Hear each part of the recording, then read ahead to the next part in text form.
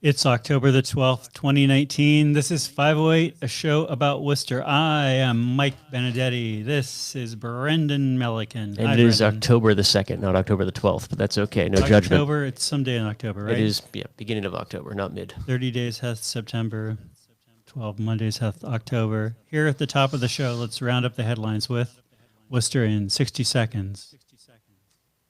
Am I supposed to start that? We're not supposed to say anything. It's supposed to be a joke where we're just quiet for 60 seconds. Maybe people already get the joke. Yeah, we ruined that one.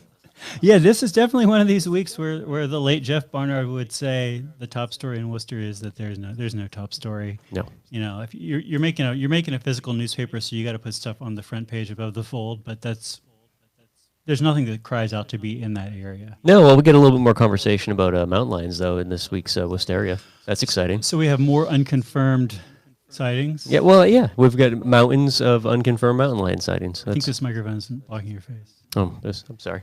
Yeah, no, lots of unconfirmed mountain lion sightings, and I think that's fantastic. We got to get out there in a tree stand. I feel like we're doing bad. We do have to get out there in a tree stand. The fact that we're sitting in a closet rather than a tree stand this week shows that we're not committed to true community Bigfoot journalism. doesn't find itself, Mike. You know, Brendan, my friend Paul Letsky's funeral was at St. John's this morning. Paul was a great guy. At some point in becoming an adult, I realized that it's good to go to funerals. And over the last 10 years, I've been slacking a little bit, but recently I've gotten my act together again, and I'm going to funerals. Wakes, funerals, and weddings, man. That's what it's all about. That's right. That's right. I feel like at some point I decided I was going to have some kind of weird cost thing where it's like, if it's a kind of distant relative and I don't have a lot of cash on hand, so that, like distant isn't like physically distant. Yeah.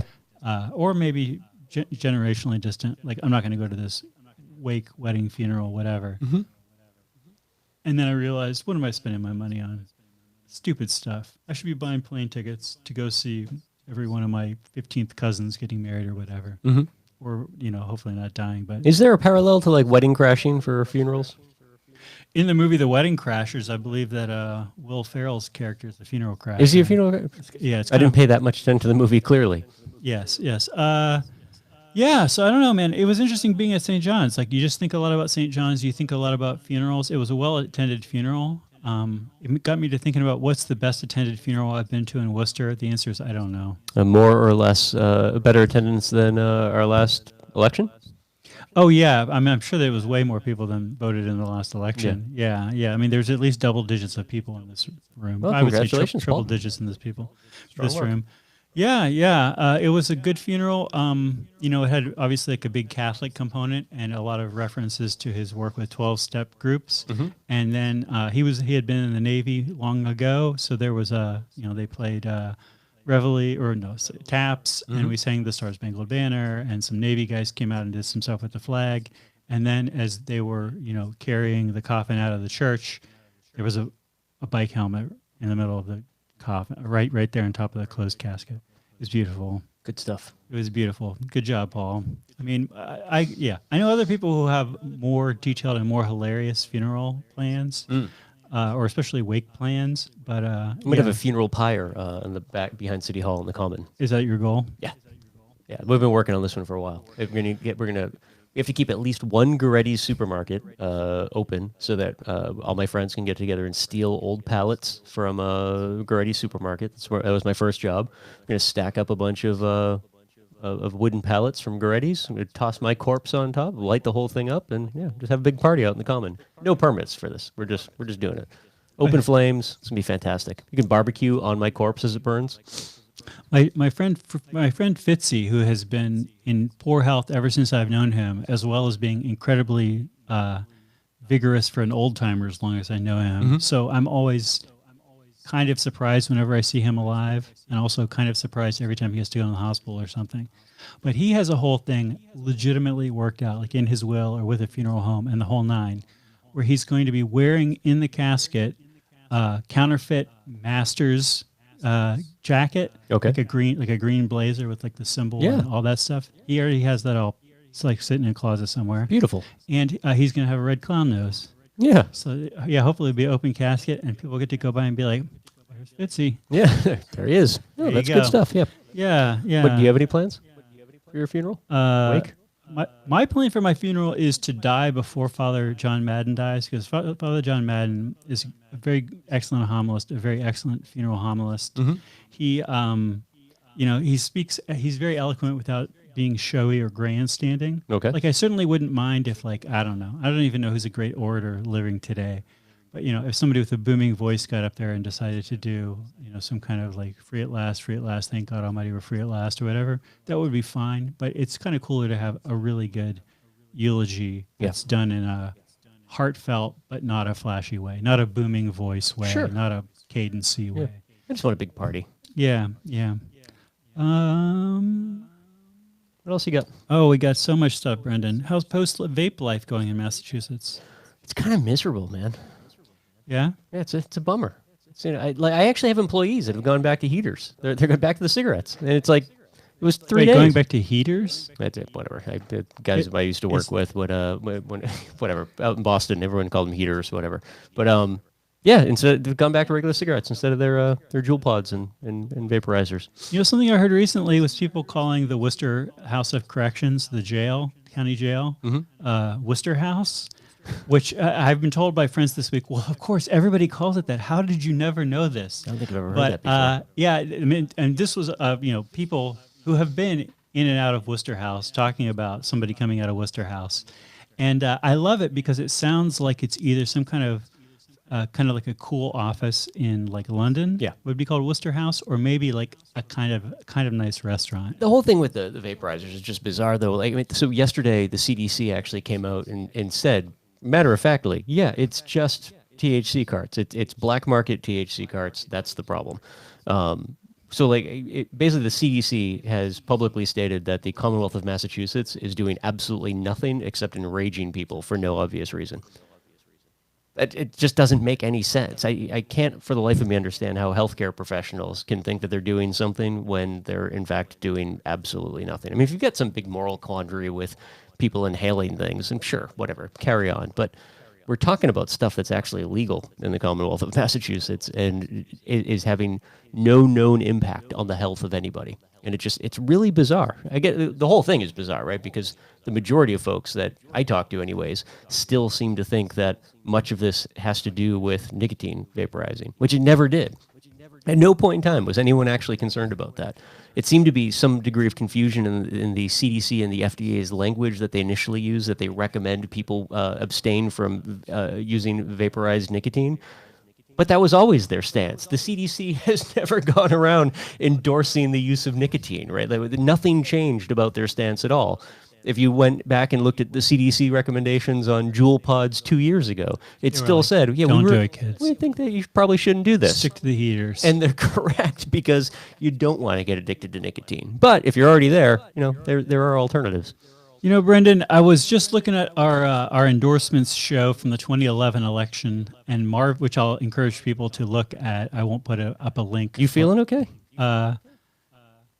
That I was looking that up. Yeah, I mean, I was 2011 for endorsements. I don't remember what I was trying to fix something on the RSS side and stumbled upon this. This is the only reason I ever watch old episodes, is whenever I'm trying to like fix a video, some video thing that's busted somewhere, some blog post that accidentally got deleted. And I just realized how high our energy used to be and how positive we were on life, even though everything was terrible. And I feel like we got to stay positive on this show. All right. Yeah, I'll work on that. I mean, like I said, I'm just coming from a funeral, so my brain is not in positivity. Well, we were younger then, and at the same time, I feel like all of our substance abuse was illicit, and that's the problem. Now everything is legal, so it's boring, and we're old. Now we're old and bored. I'm not old nor bored, Brendan. I'm here to talk about regional rail, baby. Did I ever talk about Transit Matters this fall's report on regional rail? I don't think you did. But This title is a Regional Rail Proof of Concept. And one of the subtitles of Regional Rail Proof of Concept is how to provide frequent all-day service on the Worcester Line. The Worcester Line is the road to ride. What's the plan? The plan is to make things so that South Station can go from handling 20 trains an hour to handling like 26 trains an hour, maybe 30 trains an hour. How do we do it? They say, and this is a beautiful line that I would not mind having on my tombstone, our guiding principle, as always, is organization before electronics before concrete. You should put that on your headstone. That would be, yeah, that's how I'm going to remember you. So concrete-wise, the plan for the Worcester line would be to transform the platforms into high-level platforms and build a second platform at Worcester. These would be paid for by modifying the current plans. First, we wouldn't be able to do the big South Station extension that we're planning. And second is that we would never again buy a double-decker train. And so these changes would mean that we could have, if we chose, 4 trains an hour running out of Worcester. All right. Which would be a lot of, with not as many trains an hour as we have now. I just love this, that like the big visionary stuff here is like raise the, I think high platform meaning like 3 feet higher than it is currently. Yeah. Just basically like people having to walk up and down those little stairs is like incredibly slows down the whole boarding process, and slowing down the boarding process just makes it the whole trip take way longer than it needs to take. Yeah, there's something in this too that I think is similar to probably what's happening on the sidelines when it comes to rethinking the WRTA. That we have services and they're necessary services. We don't want to dismantle what the skeleton of what's left of those services as they stand today. But we also need to be mindful of how people should be using them 24 hours a day, which right now isn't even thought of, and that's. Yes. Whether you're going into Boston and need to get back to Worcester without sleeping in a doorway somewhere, it's like you kind of can't do that. Like late night, there is no service coming back this way. Yep. Same for the buses, right? Like if a municipality or anyone really is going to say things like "don't drink and drive," but then the buses aren't available at night. Now, Uber and Lyft have kind of slid into some of that the coverage there, but man, it seems like that's one of those places that government does a terrible job of thinking how people actually want to use things, which shouldn't be the hard part to figure out. Well, let's stay positive, though, Brendan. The nice thing is that this is something that we can do. Like, we can basically say, let's not make South Station expanded, which South Station, to get negative for a minute, isn't that great. Making train platforms 3 feet higher, way cooler than making South Station bigger, in my opinion. Yeah, and just the idea of having that flexibility is very exciting. I mean, people are always writing plans. Like whenever we say like, oh, the WRT should be free to ride. Yeah. And the question is, well, we do make like a few $1 million a year off of fares. Certainly the small percentage of the expense is fares, but it's a few $1 million a year. So is the state going to give us a few $1 million a year more to make up for that? Probably not. Probably not. So right, so that's like a real showstopper. This kind of report I love, because this report is like, we need a few $1 million a year, and here's what we do to get that within the current budget. Sure. I think the other way to look at it as well, though, too, is so yes, if everything is just black and white, then those are the costs that are involved. But what are the accessory costs from having extra cars on the road at any moment in time? If you started peeling those cars away, are there savings in other places that monies could be shifted around, whether it be in healthcare from head injuries because of drunk driving accidents, all the way down to road repairs because of the massive increase in cars on the road? Did we ever talk about the most beautiful churches in the city of Worcester? I don't think so. Or I should say, if there are any attractive Catholic churches in the city of Worcester. I'll tell you one, being at St. John's this morning, I was like, St. John's is pretty great. And, it got really rehabbed a lot because the ceiling collapsed at one point. And the train was going by in the middle of this funeral. And I was like, oh, like this isn't as bad as having an interstate right adjacent to your building. Right. But it's got to be up there. Yeah. Well, I mean, so think of hospitals, right? Like you can have a train running through your hospital. You wouldn't want an interstate running through your hospital. That would be weird. Having a train running through your hospital, super. We're talking about St. Vincent Hospital, where there's a train running kind of under that waterfall, or just adjacent to the fake waterfall. It's not a waterfall anymore. It's just a fall. I think it's more of a mountain. I haven't seen water running in that thing in ages. Are you kidding? No, I don't think. Should we uncover a scandal? Yeah, I haven't seen water in there in a while. I see Gary Rosen's pigeons hanging around there all the time, but I've not seen any water. That waterfall was so great. Oh, we should. This is like maybe they turn it on for wedding photos. I don't know, but I think they're just trying to cut back on costs. Somebody was asking about somebody who was listening to last week's show, basically over the transom, sitting in one of the adjacent offices at WCCA, hearing us talk through the not thick ceilings at WCCA, was heard you talking about the Federal Square fountain. Yeah. And I don't think we really clarify when we first start talking about what fountain we're talking about. So this person was like, were you guys talking about the fountain behind City Hall? Like that was just a reflecting pond. Yeah. I was like, no. But, and just this question of like, yeah, like there was never any water in that reflecting pond since I moved to Worcester. Oh, there was when I was a a kid. It was great. Yeah. there used to be water at some point, but at some point you just like give up. Same thing with the Turtle Boy statue. You just like give up and say, "Oh, let's not run water." I feel like I don't know what kind of civic engagement organizations would do this, but I would love to see like now that we're doing now that we have like some breathing room in this city and like we're having an affordable housing problem, but most of our other problems are actually like kind of working out okay. Yeah.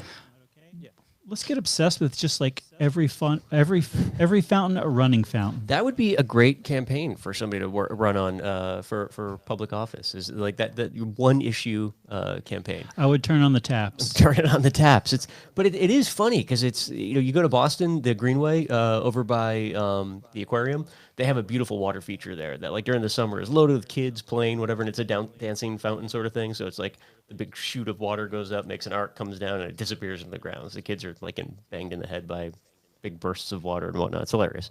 But it's not too dissimilar from the fountain that we just put in behind City Hall. And what did we do with ours?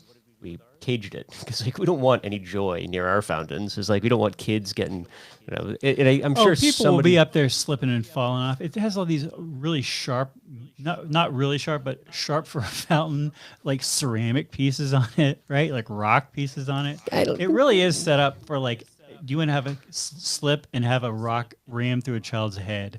It's perfectly. No, I don't want that to happen, but I think just having a fountain that someone can. Water is cool, and in summer in Massachusetts is hot. Those things nice. Go hand in hand. I mean, maybe that's part of the every fountain a running fountain. Also, every fountain a non-lethal fountain. Yeah. And you say we gotta free the World War II fountain. I think it's a World War II fountain. I think it's multiple wars, but free the war fountain. But also take off the sharp rock. Take off like somehow reconfigure that fountain so that it's no longer like the fountain of death. That fountain actually was the main speaking platform for Occupy Worcester. Yeah. Back 8 years ago. Back when it wasn't really a running fountain and it didn't have the sharp rocks on it. I don't remember. Yeah. It was a nice speaking platform. It's a speaking platform. There was no fence around it then. Yeah. It was a different vibe. Brent crude oil is $58 a barrel, down 6% on the weekend, down 30% on the year. Whither Brent crude oil, my friend. There it is. Usually economically a bad sign when oil prices fall a lot because it means that people can't figure out anything to do with oil. Get some trains moving. I mean, right. Like ultimately, it's we could run all of our fountains on Brent crude oil. We could make them all out of oil. You just be shooting oil out of those fountains. If it were Texas, we should do that. Not here. Bitcoin is $8,200, down 1% on the week and up 28% on the year. Better than Square stock.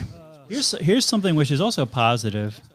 This is and I'm going to read from Brad Petroshen's article in the Telegram. The Department of Environmental Protection, the Massachusetts Department of Environmental Protection, plans to cut waste disposal 30% in the next 10 years. And they released their 2030 Solid Waste Master Plan draft for public comment. And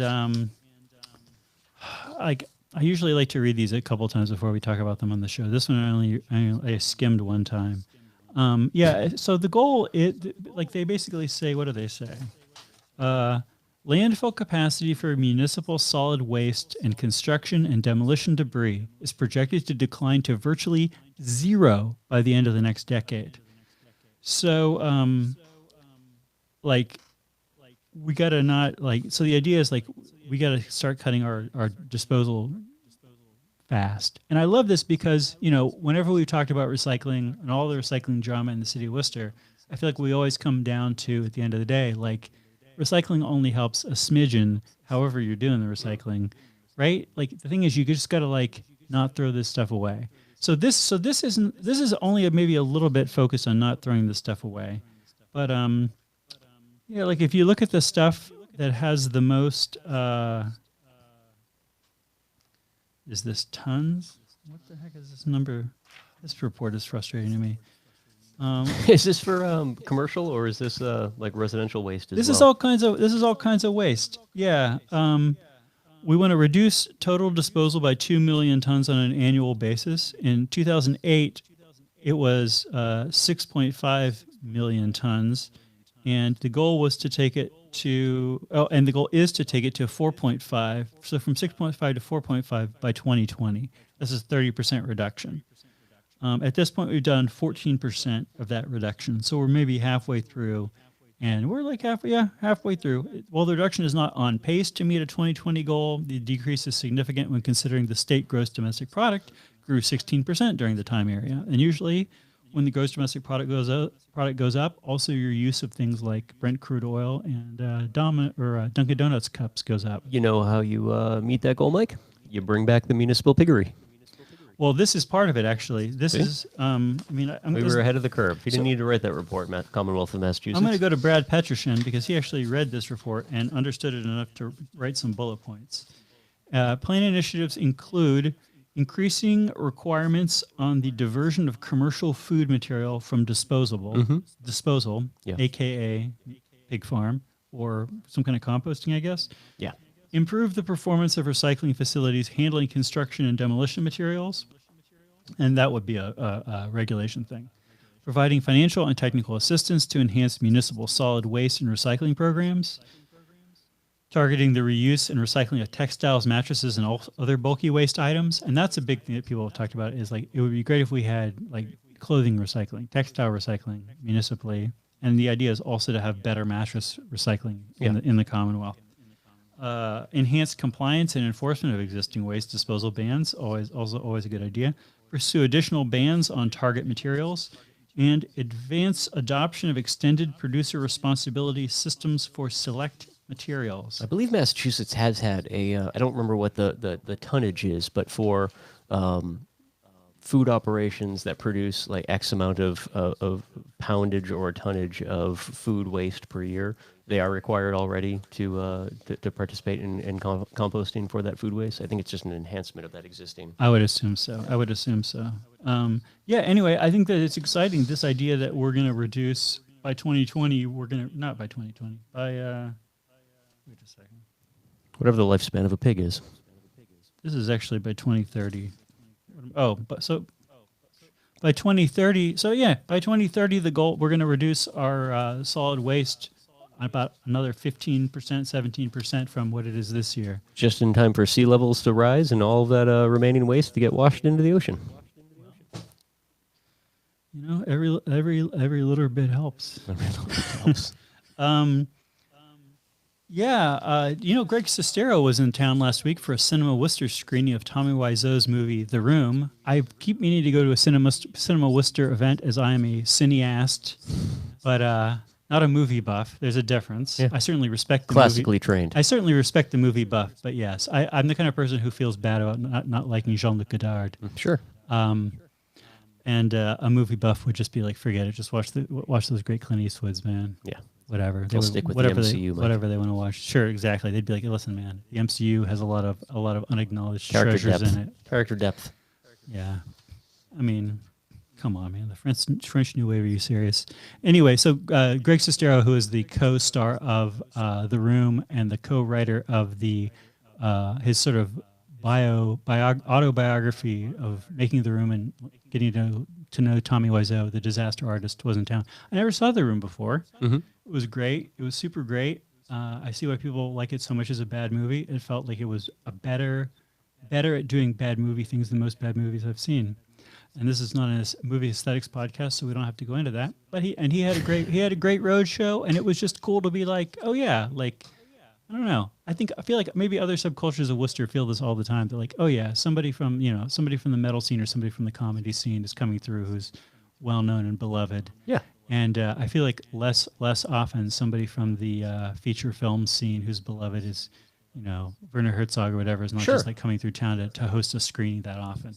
Do you think that's because we don't have the infrastructure for film to actually be? I think we're a small town. Okay. I mean, we're just not a big stop. I mean, Greg Sestero was in town because... Well, that's not true. John Cleese is coming to the Hanover for a screening of Monty Python and the Search for the Holy Grail, Mike.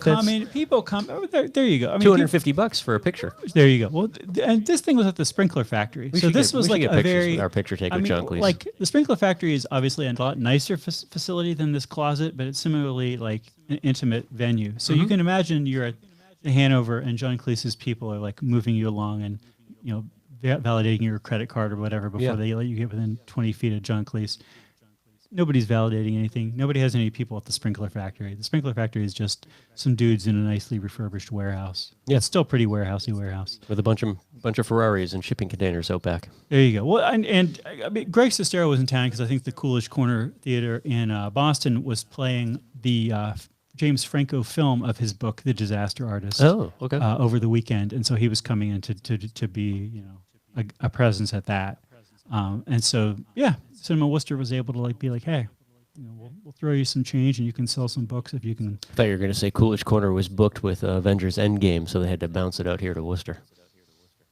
Are they still running Avengers I don't Endgame? know. Are we going to talk about the Avengers? It's better than talking about Star Wars. I'll tell you that. I don't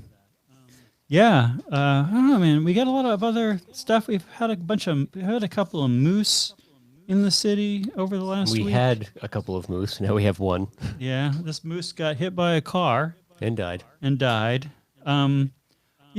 Just as I was walking over here, it was nice to see there was a sign, ambassadors at work. Yep. This was these downtown ambassadors who are these guys who are being paid by the downtown business improvement district to do things like, I don't know, wear a polo shirt mostly, I guess, deal with trash, deal with disruptive situations. Sure. These guys were like power washing off the sidewalk in front of CVS.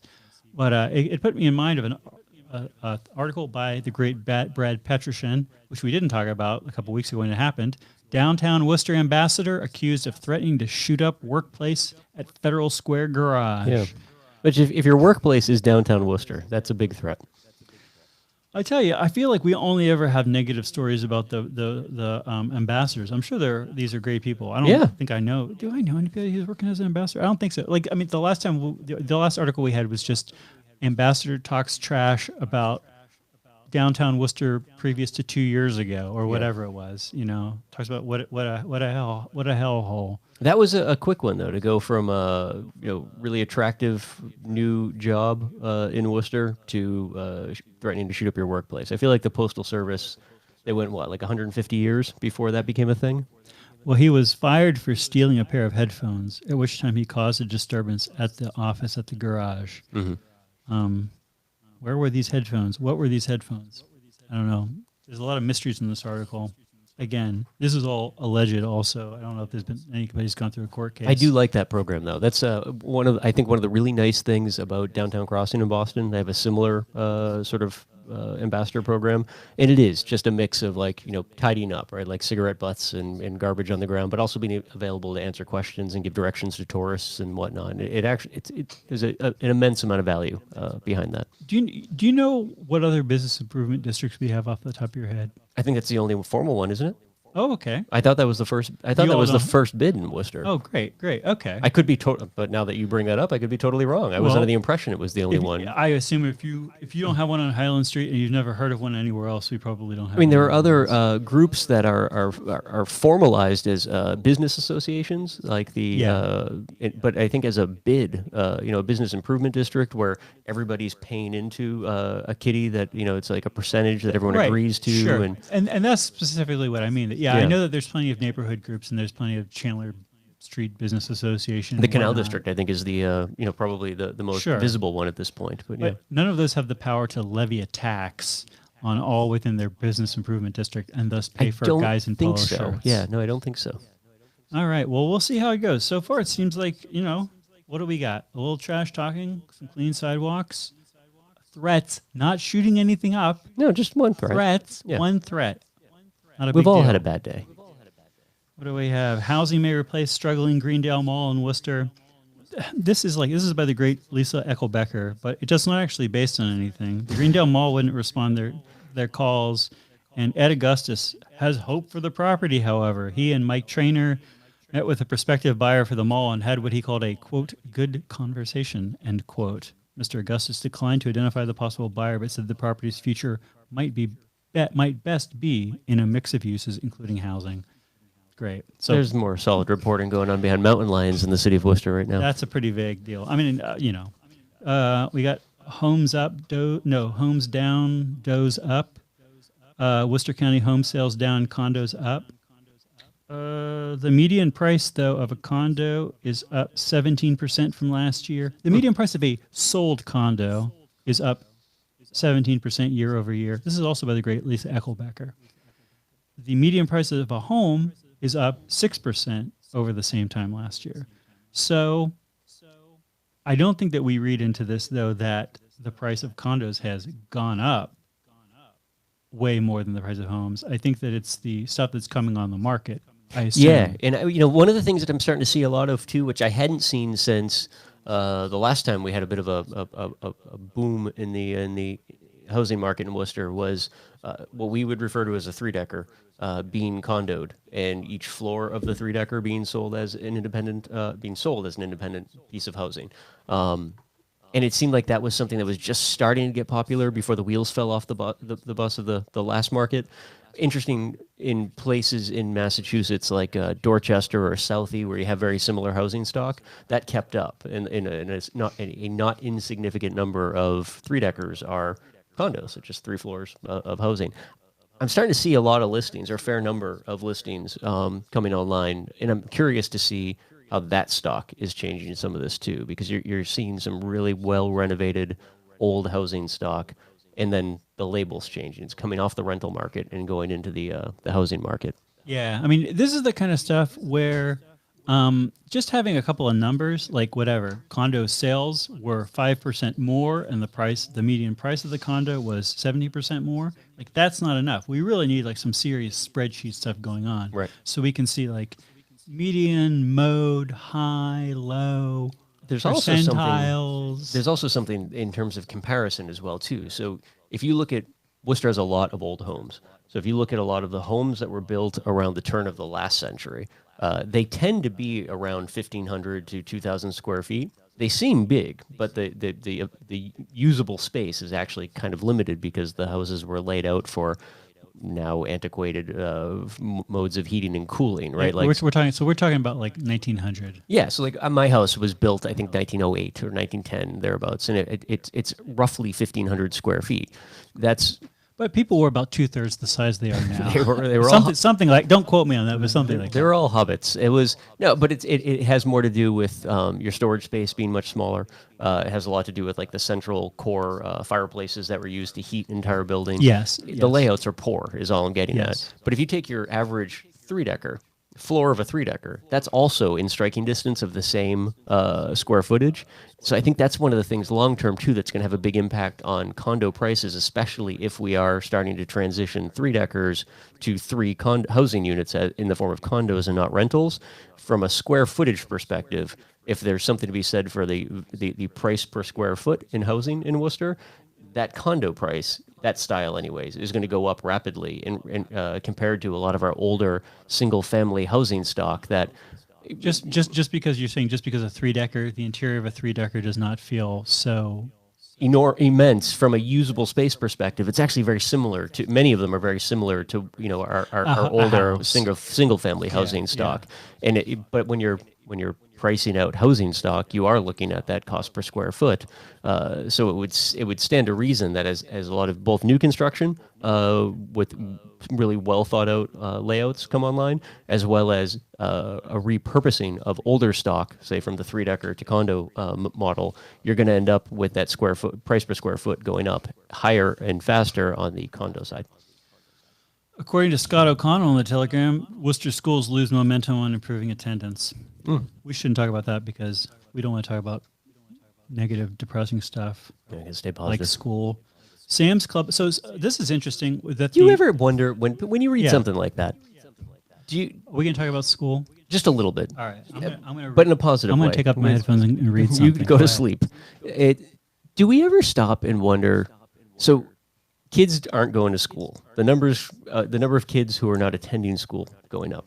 And the administration will come up with all of these crazy, I don't want to say crazy, they come up with a lot of ideas, solutions, whatever, as to identifying what the problem is, why are all these kids not coming to school, and the solutions, how do we get them to come to school.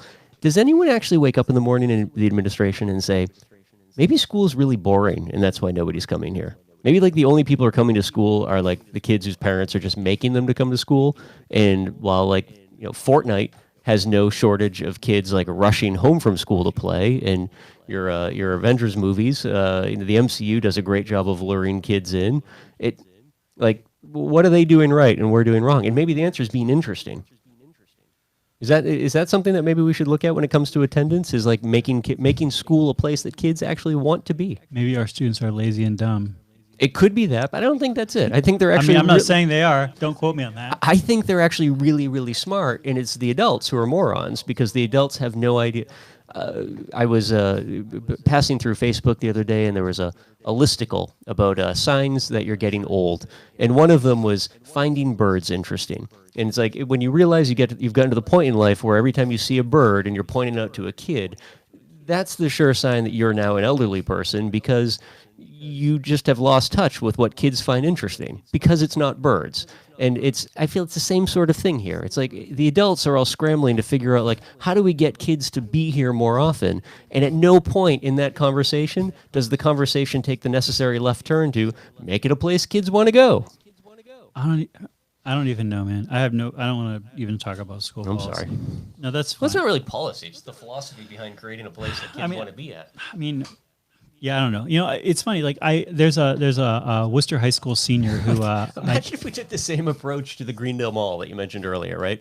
And like the rationale. We're going to turn them mostly into housing. We're going to turn it mostly into housing, but before we got to this point, as malls were like crumbling nationally, if we took the same approach to malls that we took with school, that just like we're going to force attendance here. We're gonna have laws that if you don't go to the mall at least once a week to buy stuff, that you're gonna be arrested for truancy. It's a nonsense idea, right? But why not spin that around and say, like, yeah, we recognize that people tend to go to places that they find enjoyable. Wasn't the economy of this nation built on the enforcement of truancy laws, though? Like, this is not. I mean, you're talking about like let's change the fundamental basis of education, which I'm certainly had nothing against that as an idea, but I really would like to see some proof of concept. You have a friend who plans on wearing a clown nose and a casket when he dies. Maybe if the kindergarten teacher started wearing clown noses voluntarily while alive, the kids would find it more enjoyable. I don't know. I mean, I don't know, man. Let me tell you, I always loved school, and I know that plenty of people, including, I was going to say, this high school senior in Worcester who I spent a lot of time volunteering alongside of, always complains to me. I was like, how's school today? Oh, it was terrible. Why was it terrible? And it was boring. And I'm just like, dude, I had about 4 boring days of school in my life. And I went to the West Virginia public schools, which are objectively way crappier than the schools are here. But it was a different time. That's the thing. But you didn't have to worry. You didn't have to grow up in a time that was all framed around standardized tests and curriculums where, like, this is what we're doing. Your teachers, even if they hated you, they were still going to find a way to get into your noodle and get you interested in what was going on. This is what I want to say is that I very much honor his dislike of school and his judgment that school is boring, as much as I honor anybody who I went to school with who's like, no, dude, how can you say that our school is super boring? Yeah. I'm like, you know what? Like, that's valid. Like, that's the experience that you had. I'm a little interested to know why we had a different experience, but mostly I just sort of feel like. And I'm not knocking that. I'm sure the Worcester Public Schools are full of kids who love school, right? They think it's the greatest thing that's ever happened to them. They wake up at 4:00 every morning, they're full of nervous energy, just waiting for that big yellow Twinkie to come rolling down the street to take them to school. But if you have, 16%, 20% that are not actually engaged in the process, let's figure out how to get them engaged. You know, Brendan, I feel like of all the things we vowed to do on this show, like we're going to get such and such on the show, or we're going to do a show breaking down this thing, we probably fulfill about 10% of our vows in a timely manner. So I always hesitate to make more vows, but I want to make a vow. Next week's show is going to be super positive. It's going to be positive topics about the city. If there's terrible things that happen, we'll acknowledge them at the top of the show. Can we bring on some school committee candidates or administrators to ask them, just ask them that, should school be interesting? You know, I feel like interviewing school committee candidates for me is like school is for other people. And that I don't like it. I don't like it. I feel like they're probably, I just want to see I want to see plans that are detailed like that train plan is detailed. Yeah. Like I want to see school's boring. Here's how, let's let's give kids free candy or something. We're going to pay for the candy out of changing this budget item. and we know that candy will attract whatever percentage of students more, and there we go. It'll work great. That's what I want to see. I don't want to see people being like, "Oh yeah, school's boring. We should make it exciting, and we should make it exciting by Now, doing it doesn't have whatever." to be exciting. That's not my point. I mean, but maybe you could go from having like jarring bells in between classes to some Post Malone. I don't know, just like a clip of Post Malone playing in the background, and that's how you know it's time to go to your next class. Have you seen Battle Royale? I don't think so. The Japanese movie that's kind of like a better version of the Hunger Games. No. All these kids, school kids get on a bus, and when they get off the bus, they're issued weapons, and then they have a gigantic No, I don't battle. want to go down that road. Well, this is what I'm saying is that I feel like there's plenty of ways to make school interesting, such as that, but none of us, including myself, would advocate these methods. No, well, that's an extreme, right? I mean, this is as we've talked in the past about like Worcester being a post-Catholic Worcester, right? You know what isn't on the decline when it comes to religion?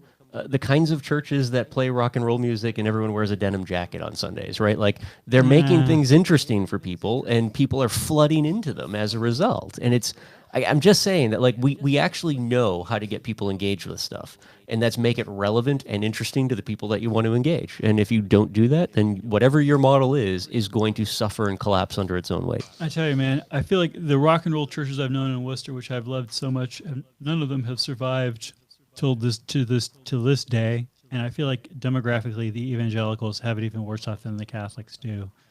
I don't know if the rock and roll church is the model of the future. Anyway, this is too much like something that's boring. It is or whatever.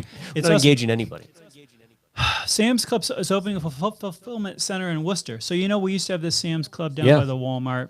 I'll tell you a place you can get to easily on mass transit in Worcester is Walmart, dude. I needed to go to Walmart at like 8 in the morning on Sunday to get some fluorescent bulbs because they were way cheaper than I could buy anything at Home Depot. Sure. And I'm like, I don't have a car, and I'm not going to wake anybody up and borrow a car. Is it reasonable for me to take a bus out to Walmart on a Sunday morning? Yeah. It sure as heck is. Sure. Well, I mean, we went out of our way for Walmart. That's we named it. We gave them a street. We rolled out the red carpet. Well, I tell you, I have my problems with Walmart, but man, those fluorescent bulbs, the fluorescent candelabra fan bulbs are pretty cheap. Part of me is actually shocked that when they rebuilt the WRTA station downtown, that they didn't actually put it down in front of Walmart. Sam's Club. What do you got with Sam's Club? Well, here's what I got. So we used to have this Sam's Club, and then it got closed. Yeah. In January 2018. This is by Telegram and Gazette staff, so I can only assume who worked on this. Probably Bill Shaner mostly. I don't know. A little bit of everyone. So they in January they closed 63 Sam's Clubs, and the Worcester one closed and laid up 167 workers. Yep. So now they are turning the Sam's Club facility in Worcester into an e-commerce fulfillment center. So basically like an Amazon warehouse, but like a Walmart Amazon warehouse. Sure. And it's going to employ 200 people, including one friend of mine who I know who is super excited about working at this place. Always brings this up every time I talk to this person. No kidding. I'm not going to give any identifying information about this person, but you go down that. Well, this is the thing. There's information in here or in this article. Is it going to be the same location? It's the same facility as far as it's in the building. Like I mean, these places. I mean, like you think about those Sam's Clubs and those WalMarts. I mean, they're kind of warehousey, right? Like they're literally like a warehouse with That seems like a terrible location for a fulfillment center. Well, it's right next to a Walmart. No, the Sam's Club. Oh, you're talking about the one down there. I thought you meant the one that was over by West Boylston Street. That's where we had a This is the one on Tobias Boland Way. Oh, okay. So we had a Sam's Club that was up also on the other side of the city, up by the West by Quincy or the old Higgins Armory. I'm talking about my Sam's Club. Your This Sam's is Club. by You can my get to it at 8 Walmart o'clock because it's the on one a that I can Sunday. take a bus to on a Sunday morning. Yeah. Anyway, I think this is kind of rad. Like I don't know, man. Like, I'm not a big fan of Walmart, and honestly, like Amazon runs half my life. But I'm always happy for there to be some good competition for Amazon, so that Amazon keeps on their toes. And like I said, it's pretty good. It's I don't know. It's 200 more jobs. Yeah. You want to see my friend? You go down there. My friend is going to be there. My friend is going to be there. Actually, this is the funny thing. They have a ribbon cutting for this. They had a ribbon cutting for this last week, I guess, the week before.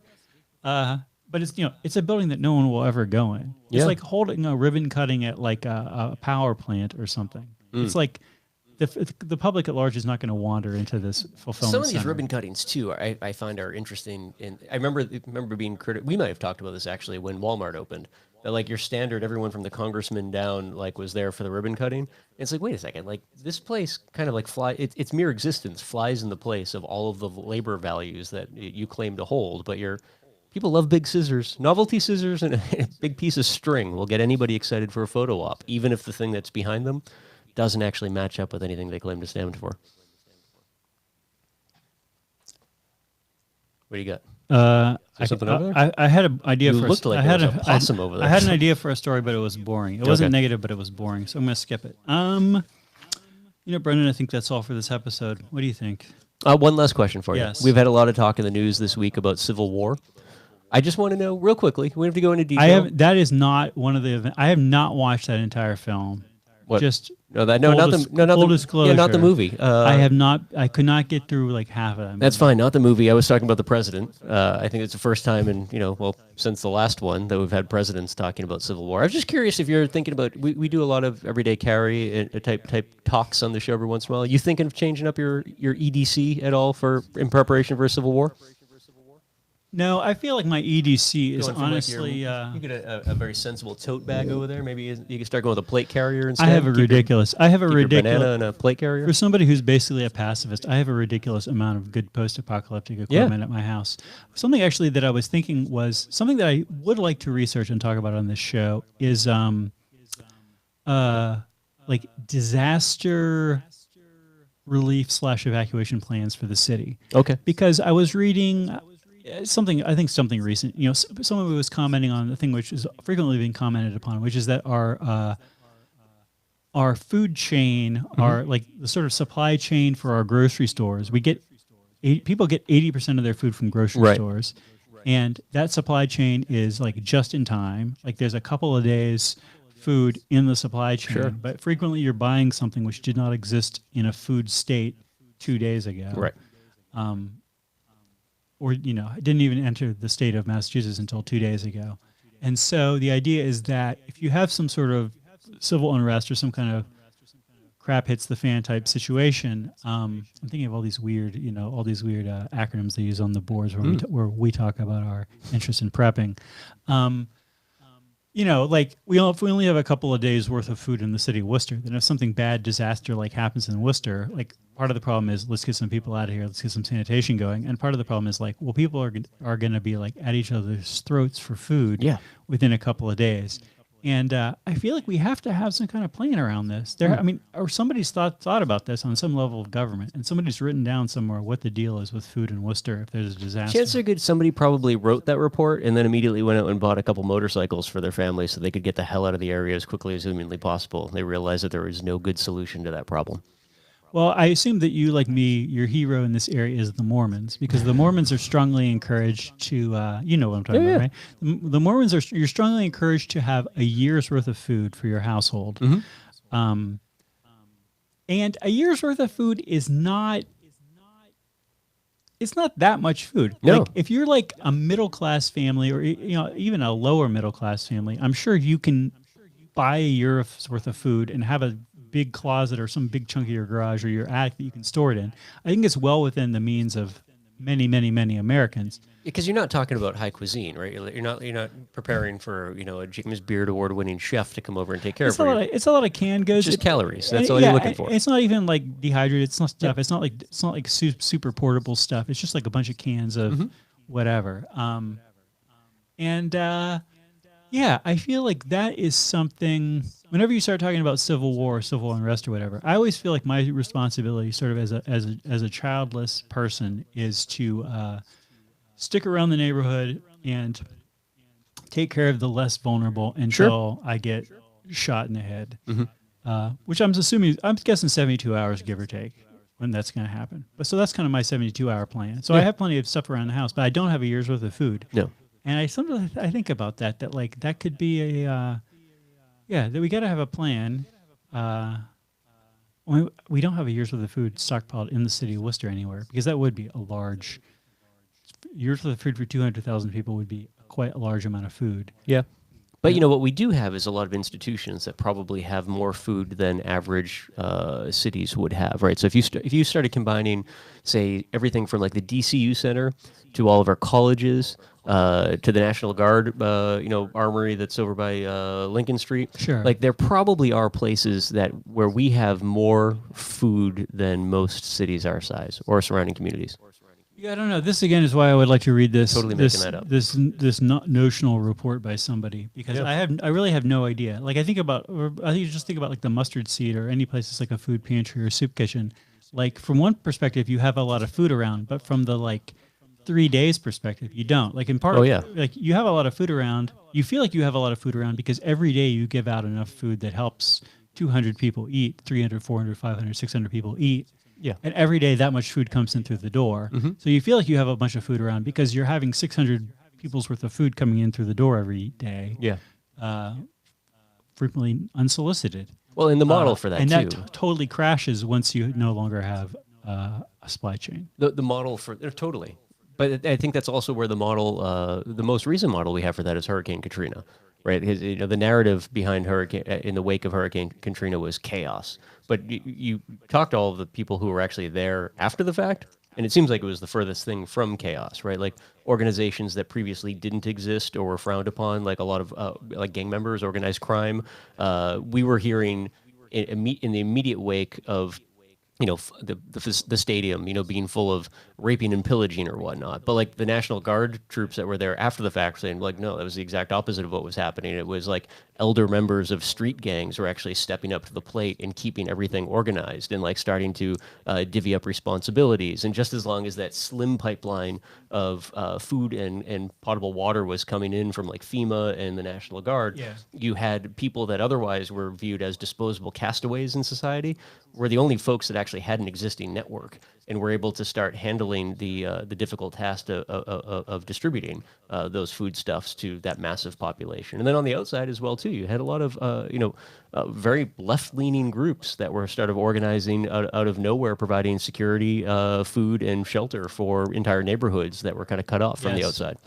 I want to say for anybody who's listening to this podcast a year or two in the future, when finally the nation has fallen apart, and you're listening to old podcasts to try to gain information for your civilization road back together warrior type situation you have going on, that I currently, as of today, do not have a year's worth of food at my house. Yeah. Anywhere close to a year's worth of food at my house. I probably have a year's worth of pickles at my house because one of my housemates is very into pickling things, but I do plan to get a year's worth of food, but I'm not going to keep it at my house. I will share it with you when we get to the Road Warrior situation. I will share it with people. Yeah. Hit me up. We will share part of that food. I'm not going to keep it in my house though, so don't invade my house. You're standing outside my house right now in a far future with a machete and a flashlight and a podcast. A machete that you probably gave them as a guest on their show. And some kind of futuristic podcast player from 2 years in the future. And you're listening to this thinking, I'm going to break down this door and I'm going to get some food. There's no food in that building, buddy. Yeah. It's all at a different facility in the neighborhood. I'm not going to say where it is. You come and ask me, though, and you can definitely have it. Come and ask me, but don't shoot me. Are we done? Is nonsense. Boy, I feel like this. Yeah, but I feel like there could be way worse nonsense on this show. Well, nobody's listening to it on Facebook, so that's a good sign that we've talked too long. That's all for this episode. We'll see you next time. And Worcester, remember, you can bench more than you think you can. What is going on?